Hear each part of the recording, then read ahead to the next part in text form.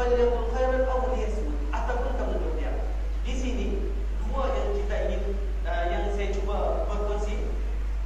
Yang pertama, bagaimana kita menjaga diri kita.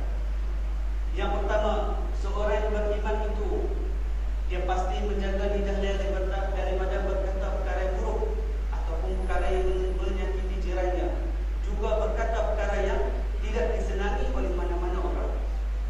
Yang kedua, berhati-hati ataupun berkata dalam apa yang tidak dikatakan hanyalah perkara-perkara yang baik saja, mengingatkan di antara satu sama lain dengan hukum-hukum Allah berkaitan dengan hal ehwal semasa, pendidikan dan sebagainya. Jika benda yang silap, berkata jika perkara itu silap, maka tak perlulah kita membenarkan.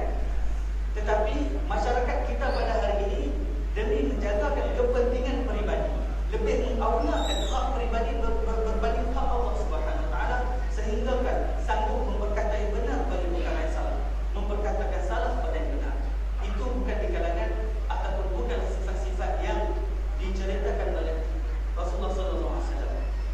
Yang kedua, Rasulullah mengingatkan, wa man kana yu'minu billah, siapa yang beriman kepada Allah dan hari akhirat, falyukrim jarahu, maka hendaklah dia memuliakan jirannya. Yang mana saya katakan tadi, memuliakan dengan bagaimana? Dengan tidak menyakiti jiran, menghormati hak jiran, memberi haknya.